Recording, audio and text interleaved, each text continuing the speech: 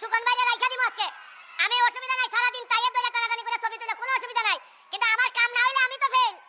আমি মাননীয় মন্ত্রীর কাছ থেকে যদি কিছু নিতে না পারি তাইলে এত টাকা খরচা কইরা এইসব করছি, আমার লাভ কি হইব?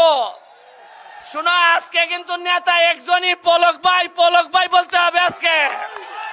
এই সাউন্ড নাই। পলক ভাই আজকে, তৌহিদ ভাই, সুকন ভাই, সুমন ভাই সবাই খালি মুখে মুখে সার্ভিস দিবে, আর যদি আসল সার্ভিস দেয় তাহলে পলক ভাই দিবে। পলক ভাই, আমাদের কোন নেতা আছে নে? আমাদের কোন মন্ত্রী আছে নে?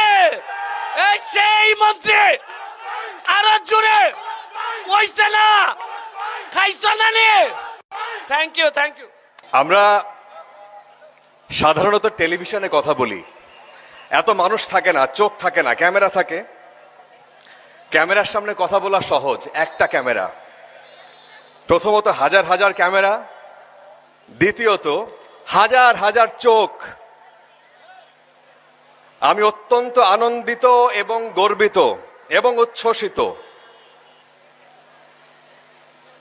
আমি আজকে এখানে মানুষের নাম, হবিগঞ্জ জেলার নাম যে মানুষগুলো না জানে, এই মানুষগুলো এইবার চুনারু ঘাটের নাম জেনে ফেলেছে।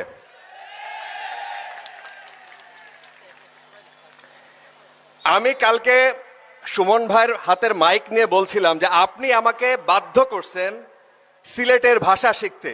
ভালা নিকিতা,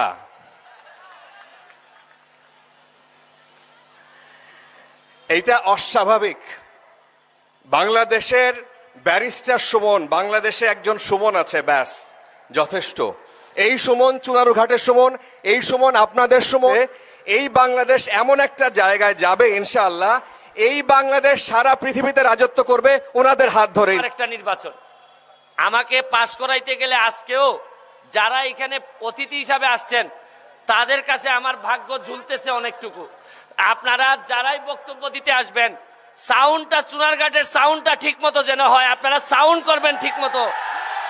সাউন্ড হচ্ছে গিয়ে যেভাবে আমারে জিতাই দিছেন, আমি বলছিলাম যে 7 তারিখের পরেও 5 বছর আপনারা সাউন্ড করা লাগবে। শুনেন, সাউন্ডের মধ্য দিয়ে বঙ্গবন্ধুর সোনার বাংলা বানাই দিব।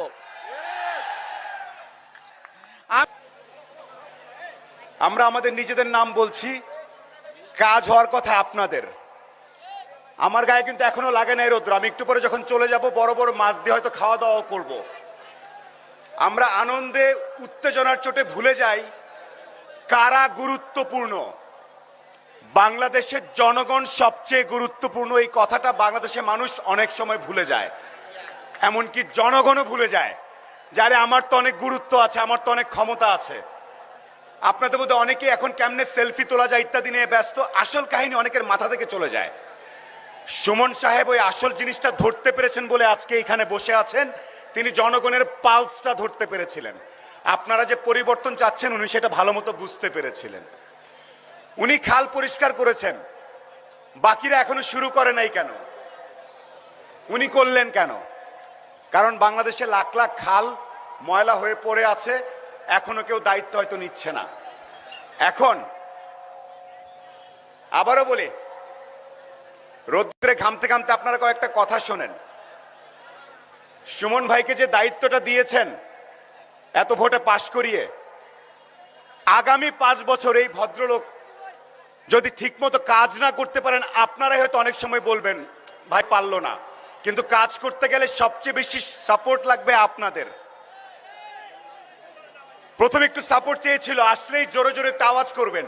ওই আওয়াজ দিতেও কিন্তু মনে চাচ্ছা বাদ দেই দিমুনে। সুমন ভাই আবার আসলে তখন এটা চান। আমি যখন মেইন রোড থেকে চুনারঘাট থেকে ঢুকলাম, 15 মিনিট ধরে কানেকশন নাই। আমার ফোনে ইন্টারনেট ছিল না 15 মিনিট ধরে।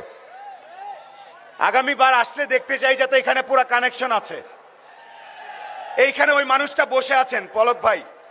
বাংলাদেশের যত কানেকশনের ব্যাপার স্যাপার আছে উনি বললেই প্রত্যেকে কাজে নেমে পড়বেন আশা করা যায়।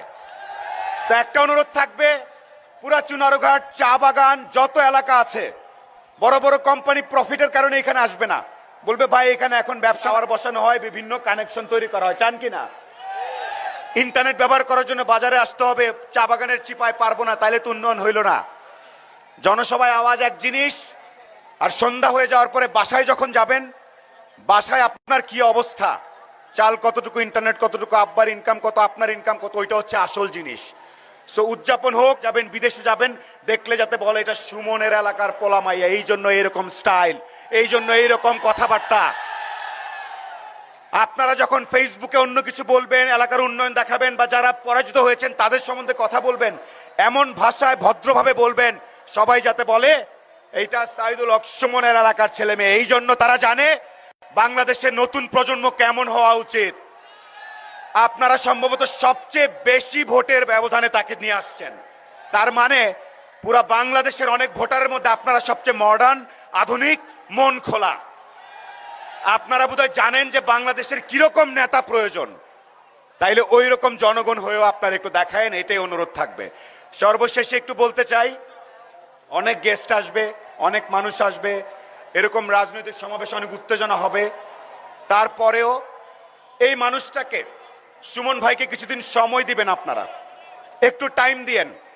2-3 মাস পরেই ভিডিও লাইভে যায়েন না, এই যে আমাদের এলাকায় একজন খেতে পাচ্ছে না, এটা সুমন ভাইয়ের দোষ। প্লিজ, একটা কাজ করতে গেলে একটু সময় দিতে হয়, সেই সময়টা আপনার ওনাকে দিয়েন। কয়দিন পরেই দেখা যাবে যে লাইভের লাইকের জন্য অনেকে এসে উল্টাপাল্টা বলা শুরু করে দিবেন, এটা কইরেন না। বহুত কষ্টে এই মানুষটাকে আনছেন, একটু সময় দিবেন, তাহলেই ভালো হবে।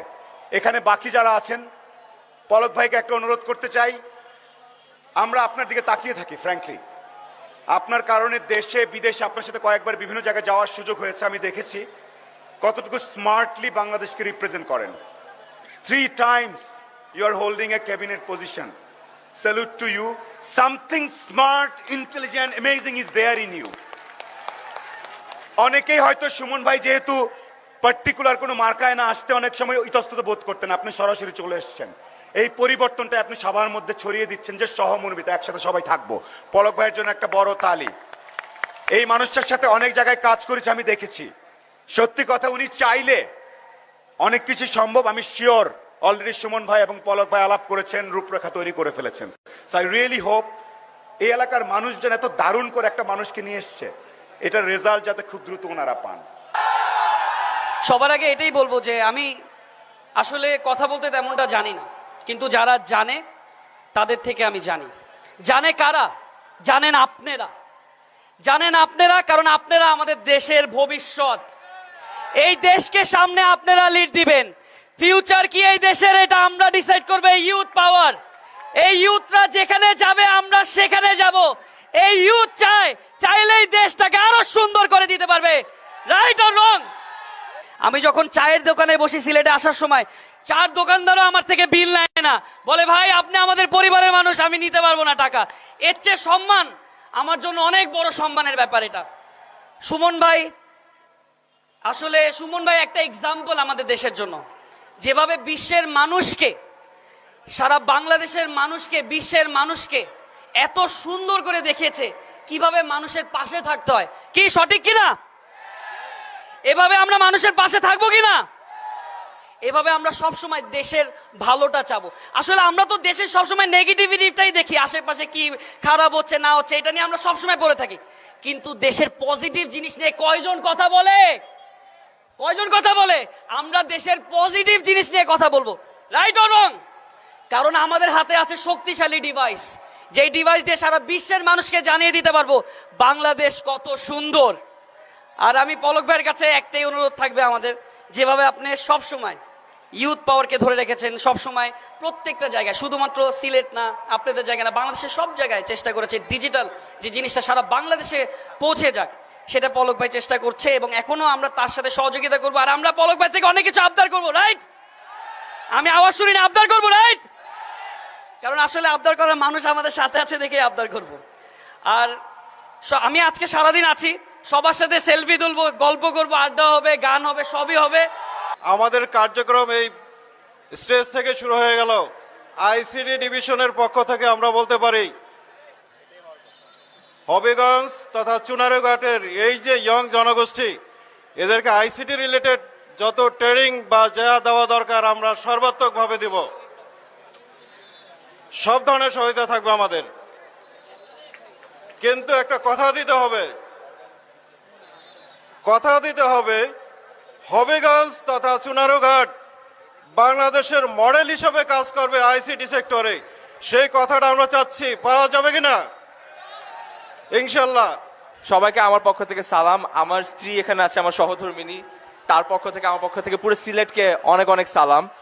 আজকে আমি এখানে আসলে সালমান মুক্তাদির হয়ে আসিনি, সত্যি কথা যেটা, একদম সত্যি কথা। আমি যে কারণে আসছি, কোনো মিথ্যা কথা বলবো না। এখানে অনেক স্কুল কলেজের ছেলেমেয়েরা আছে, আমিও একসময় স্কুল কলেজে পড়তাম, বাংলাদেশেরই ছেলে। কিন্তু আস্তে আস্তে যেটা হয় কি, দেশে যখন অনেক দুর্নীতি হয়, অনেক রকমের সিস্টেমের অপব্যবহার হয়, তখন আমাদের মতো তরুণরা কি করি, আমাদের একটা অনিচ্ছা চলে আসে, তাই না, যে আমরা দেশ ছেড়ে চলে যাব। তা আমারও একটা এরকম মাঝখানে আসছে যে আমি আর দেশে থাকবো না, ইচ্ছা করে না দেশে। এখন কথা হচ্ছে, আমি যদি এখন আমার জীবনে সব ইচ্ছা পূরণ করে ফেলি, আমি যদি আজকে সালমান মুক্তাদির হয়ে যাই, যে পাশে আফ্রিদি আছে, ও কি পারে না আজকে রাতে একটা ফ্লাইট ধরে লন্ডন চলে যেতে? পারে না? অবশ্যই পারে। ও পারে সিঙ্গাপুর চলে যেতে। কি কারণে, কিসের জন্য দেশে থাকতে হয়? যদি ক্ষমতা থাকে, যদি ইচ্ছা থাকে, দেশে থেকে, দেশের যে কোনো প্রান্তে থেকে দেশের জন্য করা যায় নাকি না? তাহলে তোমরা পারবা নাকি না? সিলেট পারবে?